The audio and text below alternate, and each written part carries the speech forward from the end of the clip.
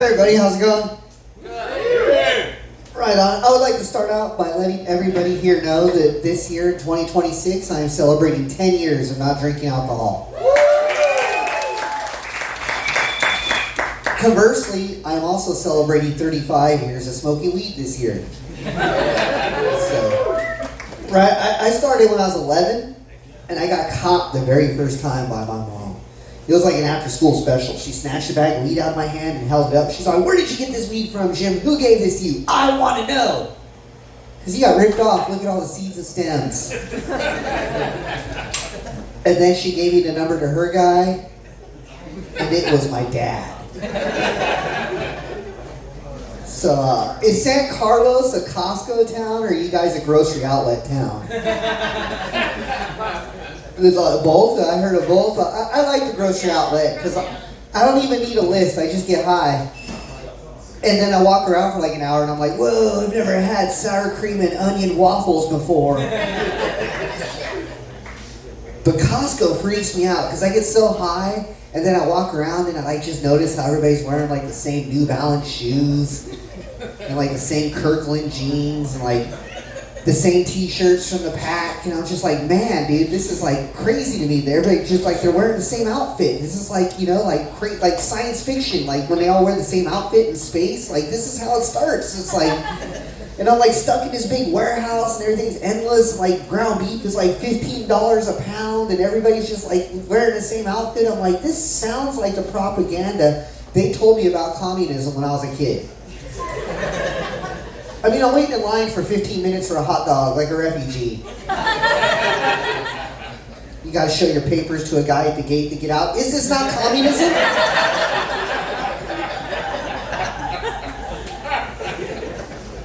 So, my mom is adopted, and she did a 23andMe, and we found out that, like, her whole life, she was raised Catholic by a family that adopted her. And she found out through 23andMe that her half of her family is Jewish. And my dad was like, "You guys are Jewish? That's crazy." Because like, you're not like, I mean, I guess if anybody's ever seen my nose or my dick would know that I'm Jewish. But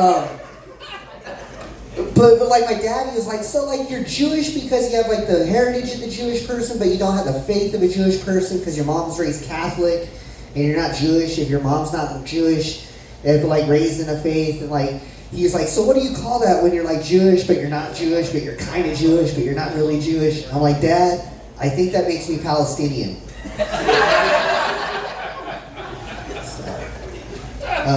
I come from a wonderful exotic land from far away called Modesto, California.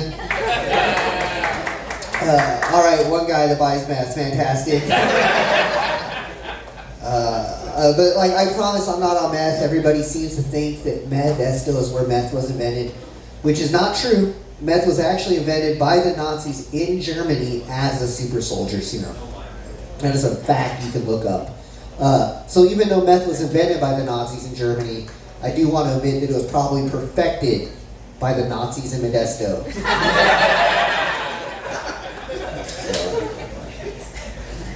It's nice here. What is it? St. Carl? That's a nice place. Like, what is he the patron saint of?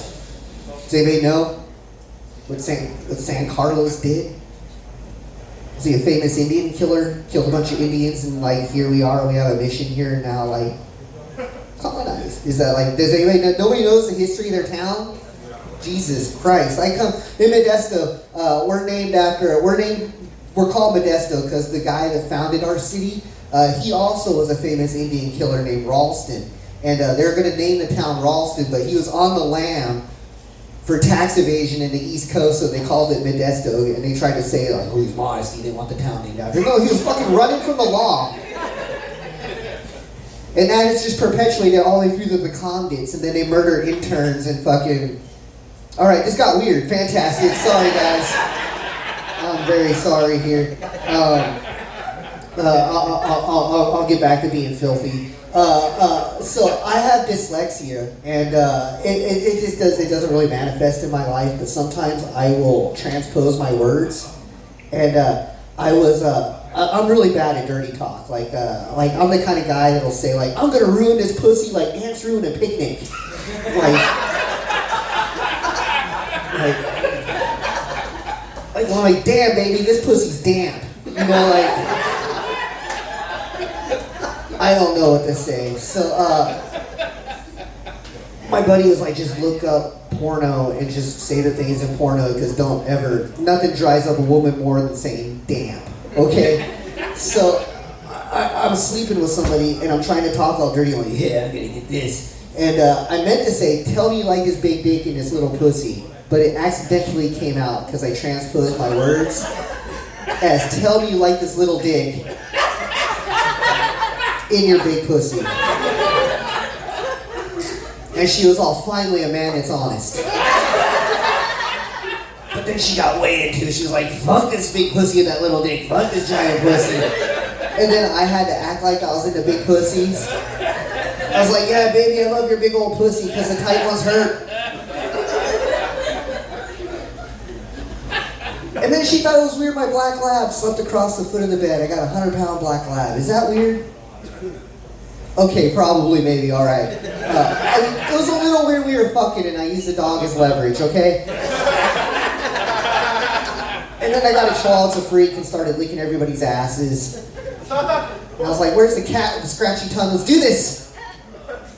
Oh, that was the line after all this, the cat?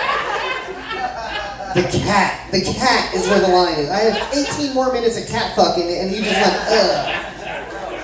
And then she tried to gaslight me. She's like, because we were laying in bed after you got done having sex, right? And she was all damp and whatnot. And she fucking farted right on my fucking dick. She was all, brrr. And then she tried to gaslight me and be all like, was that you or the dog, babe? And I was like, I know it was you because I felt the wind. Plus my dog doesn't eat people food. Come on now. And then she woke me up with what they call an alarm clock. Do you know what that is? That's when you wake up one morning when they just start blowing you. It's like, hey, good morning.